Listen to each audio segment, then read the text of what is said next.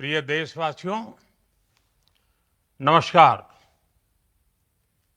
हम सभी ने बीते दिनों में देश का सामर्थ्य और उसका संयम दोनों देखा है।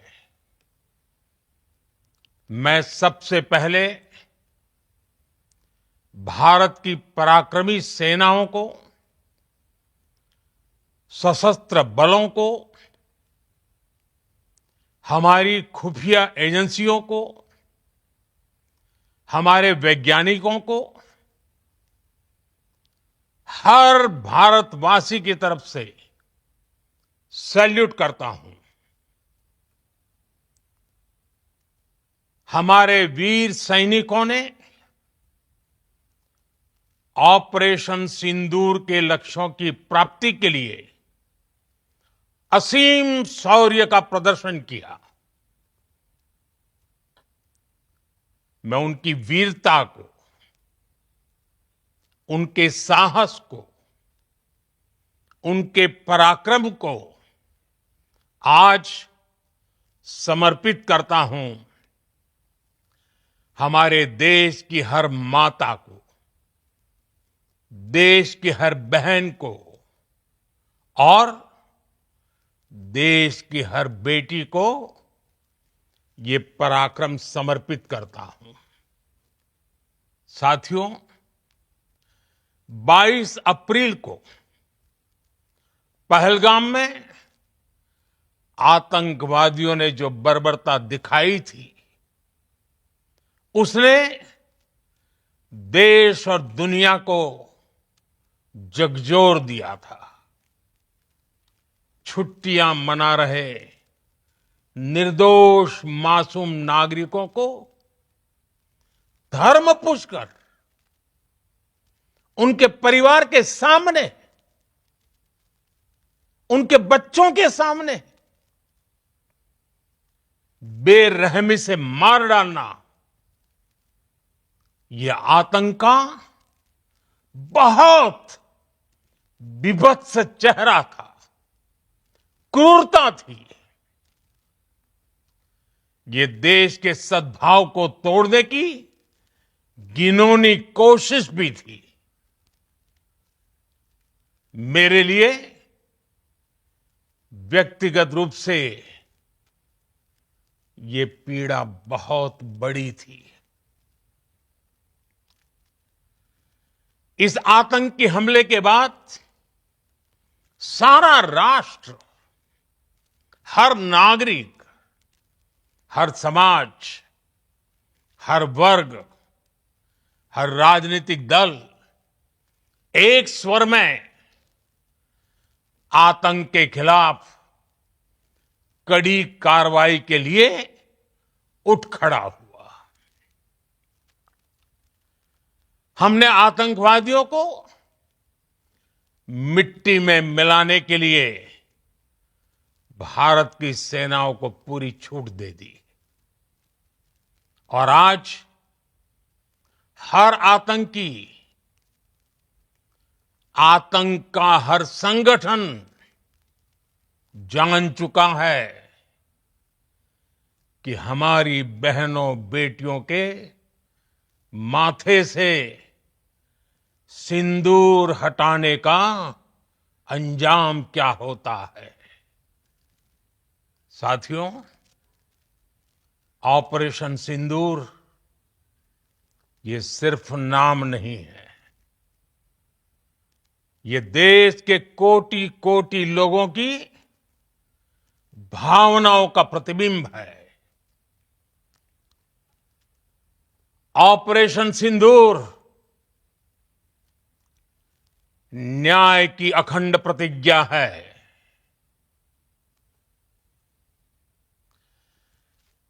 6 मई की देर रात, 7 मई की सुबह पूरी दुनिया ने इस प्रतिज्ञा को परिणाम में बदलते देखा है। भारत की सेनाओं ने पाकिस्तान में आतंक के ठिकानों पर, उनके ट्रेनिंग सेंटर्स पर सटीक प्रहार किया। आतंकियों ने सपने में भी नहीं सोचा था कि भारत इतना बड़ा फैसला ले सकता है। लेकिन जब देश एकजुट होता है, नेशन फर्स्ट की भावना से भरा होता है, राष्ट्र सर्वोपरि होता है, तो फौलादी फैसले लिए जाते हैं, परिणाम लाकर दिखाए जाते हैं। जब पाकिस्तान में आतंक के अड्डों पर भारत की मिसाइलों ने हमला बोला, भारत के ड्रोन्स ने हमला बोला,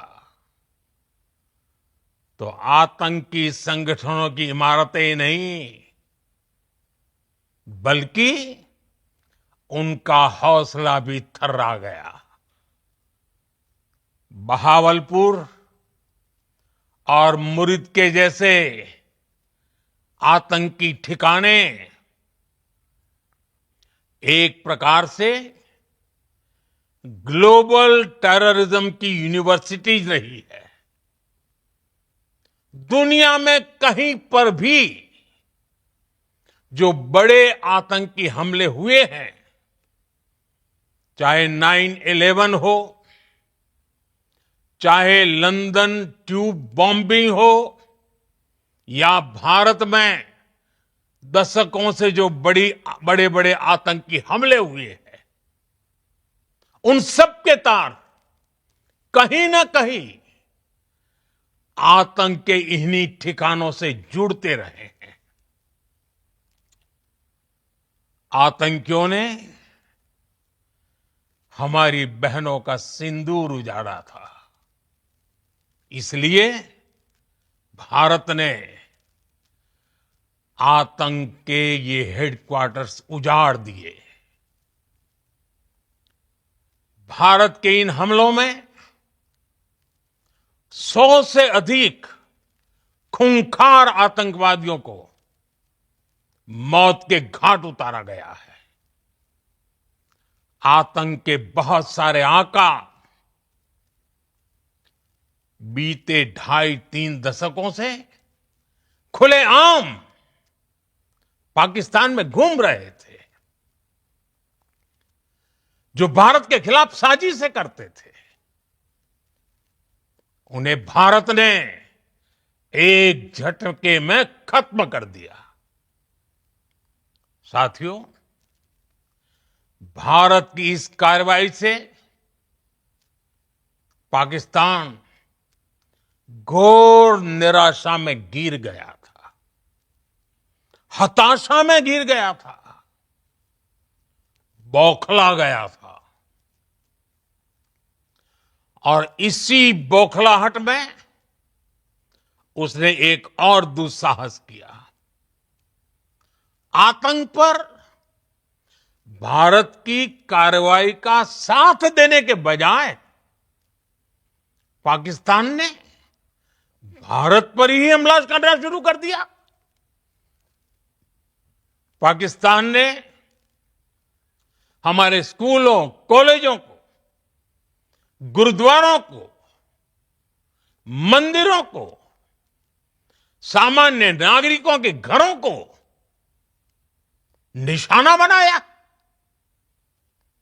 पाकिस्तान ने हमारे सैन्य ठिकानों को निशाना बनाया। लेकिन इसमें भी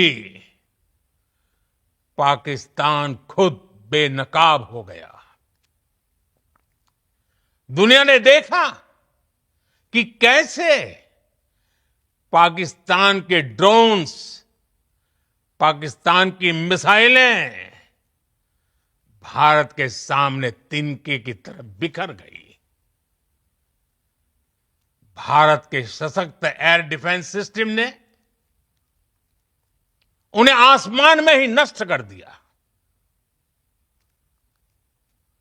पाकिस्तान की तैयारी सीमा पर वार की थी, लेकिन भारत ने पाकिस्तान के सीने पर वार कर दिया।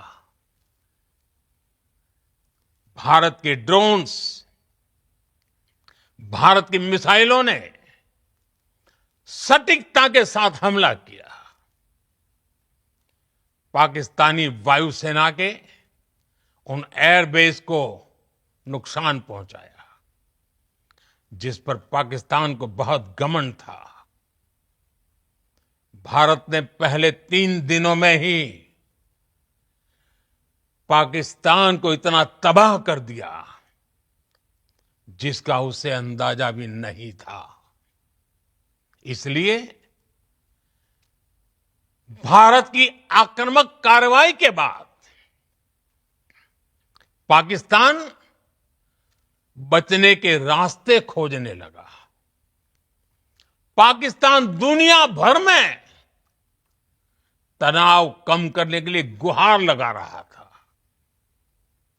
और बुरी तरह पीटने के बाद इसी मजबूरी में 10 मई की दोपहर को पाकिस्तानी सेना ने हमारे डीजीएमओ को संपर्क किया। तब तक हम आतंकवाद के इंफ्रास्ट्रक्चर को बड़े पैमाने पर तबाह कर चुके थे। आतंकियों को मौत के घाट उतार दिया गया था। पाकिस्तान के सीने में बसाए गए आतंक के अड्डों को हमने खंडहर बना दिया था। इसलिए जब पाकिस्तान की तरफ से गुहार लगाई गई, पाकिस्तान की तरफ से जब ये कहा गया कि उसकी ओर से आगे कोई आतंकी गतिविधि और सैन्य दुस्साहस नहीं दिखाया जाएगा, तो भारत ने भी उस पर विचार किया।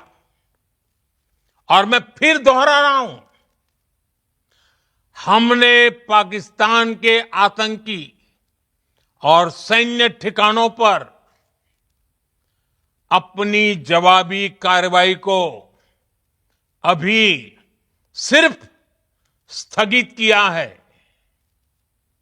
आने वाले दिनों में हम पाकिस्तान के हर कदम को इस कसौटी पर मापेंगे कि वो क्या रवैया अपनाता है।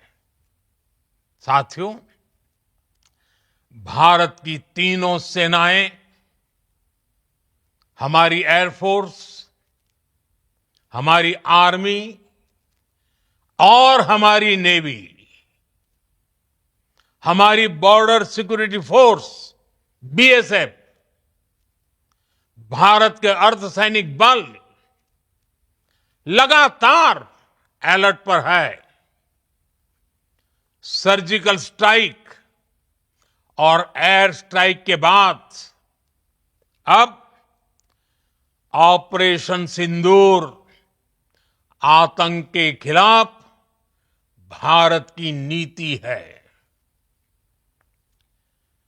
ऑपरेशन सिंदूर ने आतंक के खिलाफ लड़ाई में एक नई लकीर खींच दी है, एक नया पैमाना, न्यू नॉर्मल तय कर दिया है। पहला, भारत पर आतंकी हमला हुआ तो मुंह तोड़ जवाब दिया जाएगा।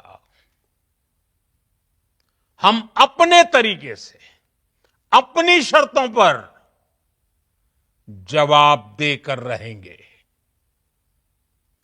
हर उस जगह जाकर कठोर कार्रवाई करेंगे जहां से आतंक की जड़ें निकलती हैं। दूसरा, कोई भी न्यूक्लियर ब्लैकमेल भारत नहीं सहेगा। न्यूक्लियर ब्लैकमेल की आड़ में पनप रहे आतंकी ठिकानों पर भारत सटीक और निर्णायक प्रहार करेगा। तीसरा, हम आतंक की सरपरस्त सरकार और आतंक के आकाओं को अलग अलग नहीं देखेंगे। ऑपरेशन सिंदूर के दौरान दुनिया ने पाकिस्तान का वो घिनौना सच फिर देखा है, जब मारे गए आतंकियों को विदाई देने पाकिस्तानी सेना के बड़े बड़े अफसर उमड़ पड़े। स्टेट स्पॉन्सर्ड टेररिज्म का ये बहुत बड़ा सबूत है। हम भारत और अपने नागरिकों को किसी भी खतरे से बचाने के लिए लगातार निर्णायक कदम उठाते रहेंगे। साथियों, युद्ध के मैदान पर हमने हर बार पाकिस्तान को धूल चटाई है और इस बार ऑपरेशन सिंदूर ने नया आयाम जोड़ा है। हमने रेगिस्तानों और पहाड़ों में अपनी क्षमता का शानदार प्रदर्शन किया और साथ ही न्यू एज वॉरफेयर में भी अपनी श्रेष्ठता सिद्ध की। इस ऑपरेशन के दौरान हमारे मेड इन इंडिया हथियारों की प्रामाणिकता सिद्ध हुई। आज दुनिया देख रही है 21वीं सदी के वॉरफेयर में made in India defence equipments, इसका समय आ चुका है। साथियों, हर प्रकार के आतंकवाद के खिलाफ हम सभी का एकजुट रहना, हमारी एकता हमारी सबसे बड़ी शक्ति है। निश्चित तौर पर ये युग युद्ध का नहीं है, लेकिन ये युग आतंकवाद का भी नहीं है। टेररिज्म के खिलाफ जीरो टॉलरेंस, ये एक बेहतर दुनिया की गारंटी है। साथियों, पाकिस्तानी फौज, पाकिस्तान की सरकार जिस तरह आतंकवाद को खाद पानी दे रहे हैं, वो एक दिन पाकिस्तान को ही समाप्त कर देगा। पाकिस्तान को अगर बचना है तो उसे अपने टेरर इंफ्रास्ट्रक्चर का सफाया करना ही होगा। इसके अलावा शांति का कोई रास्ता नहीं है। भारत का मत एकदम स्पष्ट है। टेरर और टॉक एक साथ नहीं हो सकते। टेरर और ट्रेड एक साथ नहीं चल सकते और पानी और खून भी एक साथ नहीं बह सकता। मैं आज विश्व समुदाय को भी कहूंगा, हमारी घोषित नीति रही है अगर पाकिस्तान से बात होगी तो टेररिज्म पर ही होगी। अगर पाकिस्तान से बात होगी तो पाक ऑक्युपाइड कश्मीर पीओके उस पर ही होगी। प्रिय देशवासियों, आज बुद्ध पूर्णिमा है। भगवान बुद्ध ने हमें शांति का रास्ता दिखाया है। शांति का मार्ग भी शक्ति से होकर जाता है। मानवता शांति और समृद्धि की तरफ बढ़े, हर भारतीय शांति से जी सके, विकसित भारत के सपने को पूरा कर सके, इसके लिए भारत का शक्तिशाली होना बहुत जरूरी है। और आवश्यकता पड़ने पर इस शक्ति का इस्तेमाल भी जरूरी है। और पिछले कुछ दिनों में भारत ने यही किया है। मैं एक बार फिर भारत की सेना और सशस्त्र बलों को सैल्यूट करता हूं। हम भारतवासी के हौसले, हर भारतवासी का एकजुटता का शपथ, संकल्प, मैं उसे नमन करता हूं। बहुत बहुत धन्यवाद। भारत माता की जय। भारत माता की जय। भारत माता की जय।